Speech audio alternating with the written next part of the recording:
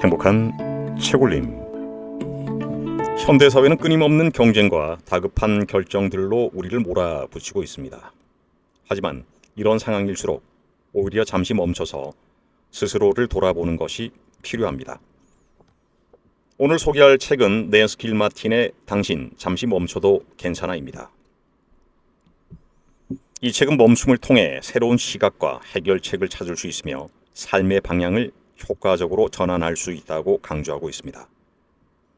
삶의 질을 높이는 근본적인 변화를 위한 3가지 방법도 제시하고 있는데요.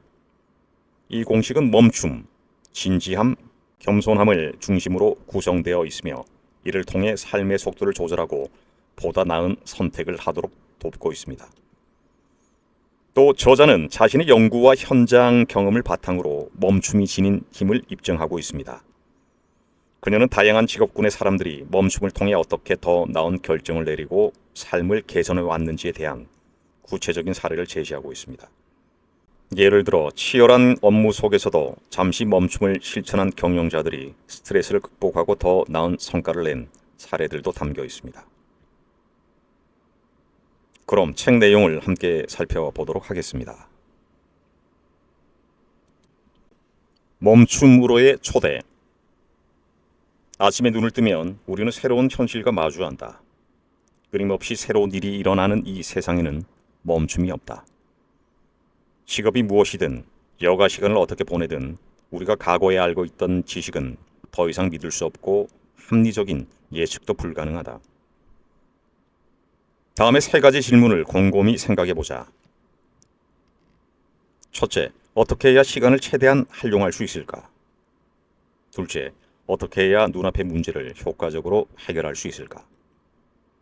셋째, 어떻게 해야 하루 일과를 마칠 때 만족할 수 있을까?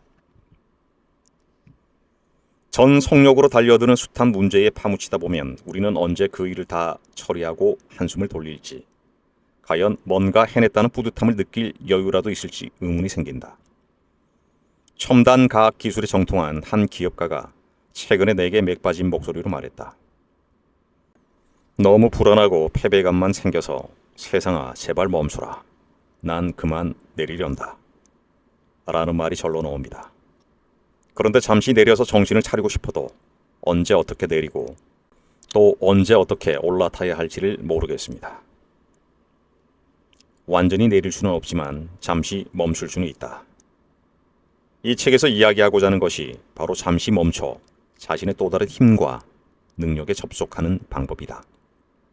나는 그 방법을 멈춤의 힘이라고 부른다. 역설적으로 들리겠지만 선택과 시간을 보다 효율적으로 관리하기 위해서는 반드시 멈춰야 한다. 하루 1시간, 몇 분, 몇 초, 아니면 아주 잠깐 심호흡이라도 하면서 멈춰야 한다. 그 멈춤의 시간 동안 우리는 자기 자신은 물론 동료나 고객을 돌아볼 수 있고 주변의 도전과 기회를 새로운 시각으로 바라볼 수 있다. 만약 당신이 다음과 같은 생각을 하고 있다면 이 책을 읽어라. 분명 답을 찾을 수 있을 것이다. 더 유능한 관리자나 리더가 되고 싶다. 지금 하고 있는 일을 완벽하게 처리하고 싶다. 오해로 얽힌 매듭을 푸느라 아까운 시간을 낭비하며 지칠 대로 지쳐버리는 상황에서 벗어나고 싶다. 내 편과 네 편을 가르는 논쟁으로 진을 빼는 일 없이 변화하고 싶다. 시간을 효율적으로 사용해 신속하게 신뢰를 쌓고 특별한 관계를 만들고 싶다. 지금 당신에게 필요한 것, 멈춤. 이 책은 시간관리법도 아니고 세상의 속도를 늦춰 결국 세상에서 내리는 방법도 아니다. 아주 간단한 3단계의 효율성 공식과 12가지 멈춤의 힘 실천법을 배워서 모든 멈춤에 효과를 더하고자 하는 것뿐이다.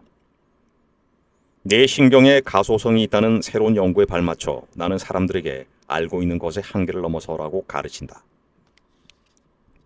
나 역시 그 한계를 넘어서기 위해 지금도 노력하고 있다. 시간에 쫓기는 상황에서 실천할 수 있는 실질적인 방법을 제시하는 이유도 바로 그 때문이다. 효율성 공식은 당신이 보다 나은 선택을 하도록 도와주는 일종의 GPS 시스템이다. 이 시스템은 멈춤, 진지함, 겸손함, 좌표로 구성되어 있다. 우리는 일의 우선순위를 조정해 자기 자신을 위한 시간을 내는 것은 물론 통신수단이 아닌 직접적인 만남을 통한 참된 인간적 교류를 갈망한다. 그러면서도 다른 한편 망설이고 있다. 과연 어떤 정보든 손쉽게 찾을 수 있는 인터넷과 지금까지의 경험치가 있는데 즉각적인 반응을 미룬 채 시간을 다르게 활용하고 다른 선택을 내리고도 성공할 수 있을까 하고 말이다.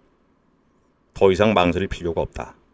이제는 시간이 없어서 선택의 여지가 없어서라는 자기 변명을 하며 무조건적으로 반응하려는 태도를 버리고 멈춰야 한다.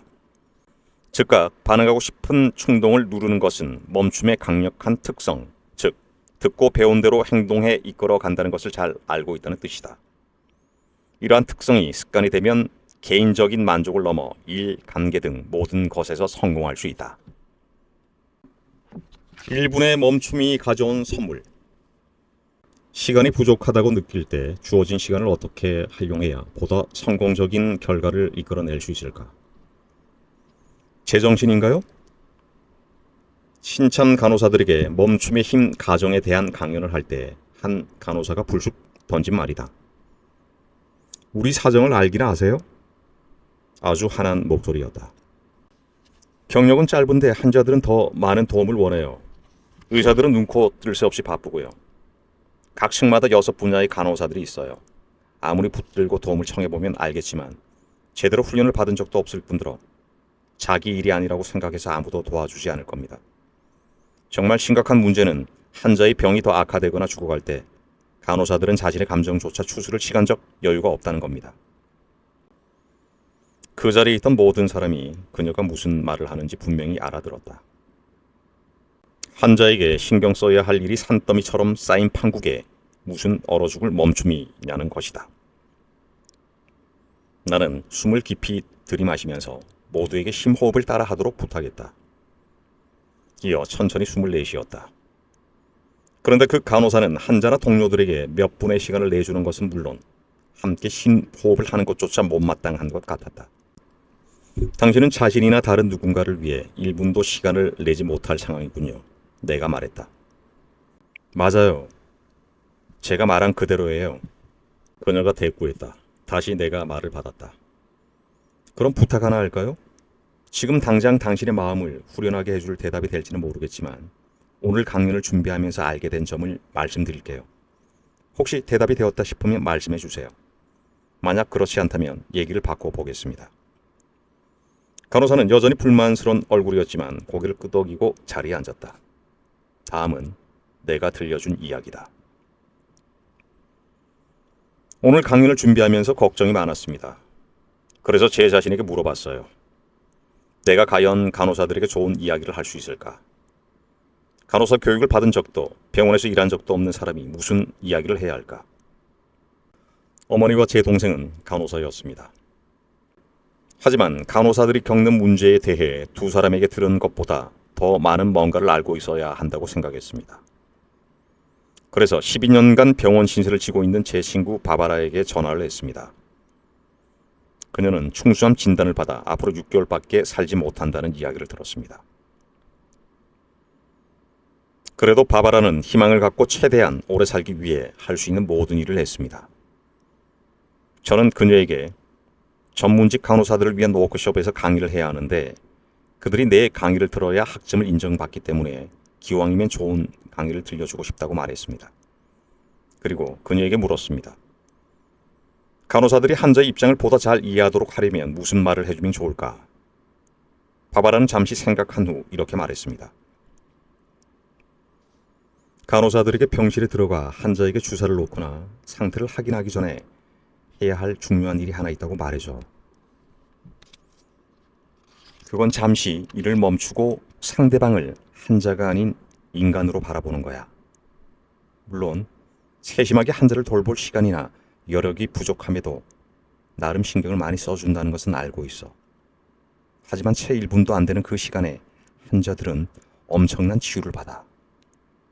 환자를 좀 더 부드러운 눈길로 바라볼 수는 없을까? 병상으로 다가가면서 따뜻한 눈길로 한번 쓰다듬어 주기만 해도 환자는 자신이 간호사들의 고된 일가 중 하나의 정금 품목에 불과하다는 생각은 하지 않을 거야. 강연장에 모인 사람들이 웅성거리기 시작했다. 바로 그런 일을 하기 위해 간호사가 되었다는 두런거림이 들렸다.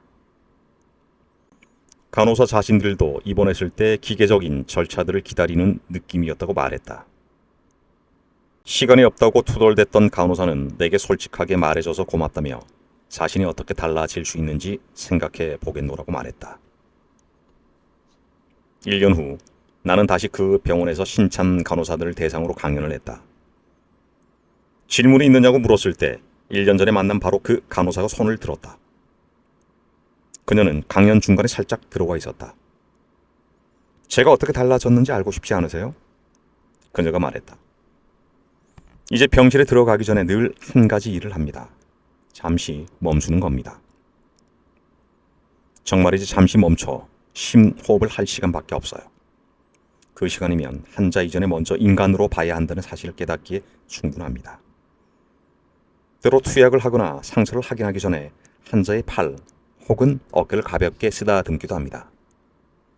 또 가끔 환자들을 바라보며 미소를 짓거나 아는 체를 하면 그들도 무척 편안해합니다. 심호흡 한 번 할 시간, 그거면 충분하더군요. 이 이야기는 눈앞에 펼쳐진 상황과 자신의 업무에서 최선을 다하기 전에 우리 스스로를 위해 무엇을 해야 하는지 보여주고 있다. 넘치는 정보, 가중한 역할과 책임감에 대한 부담으로 지쳐갈수록 스스로를 위한 행동은 더욱 중요해진다. 오늘날 우리를 극한으로 몰아가는 요구들은 인내심과 가치관을 시험하고 올바른 선택을 방해하고 있다. 더불어 너무 많은 관심사와 대안이 서로 충돌하고 홍수처럼 쏟아지는 자료들은 혼란을 가중시킨다. 그 간호사는 조금 더 주저하지 않고 멈춤을 자신의 일상에 접목했다. 그 결과 그녀는 환자들에게 인정을 받았고 감당하지 못할 것 같은 자신의 일을 더욱 잘해나갔다. 환자는 물론 자기 자신을 더 잘 돌볼 방법을 찾은 그녀는 스트레스를 줄이면서 큰 자신감으로 현실을 헤쳐나가고 있다. 네, 오늘 책 내용은 여기까지 간단하게 한번 살펴보고요. 이 책의 핵심 메시지는 한순간의 멈춤이 강력한 힘을 발휘한다는 것입니다. 바쁘게 달리기만 하면 중요한 것을 놓치기 쉽습니다. 이 책은 우리에게 그 중요성을 일깨우고 멈춤을 통해 진정한 해결책을 찾는 방법을 가르쳐주고 있습니다. 세상의 속도에 휩쓸려 어디로 가고 있는지 잃어버린 것 같다면 잠시 멈추고 이 책을 읽어보시기 바랍니다. 당신 잠시 멈춰도 괜찮아. 그저 멈추라는 메시지가 아닙니다. 오히려 그 멈춤이 새로운 시작이 될 것임을 확신시켜 줄 것입니다.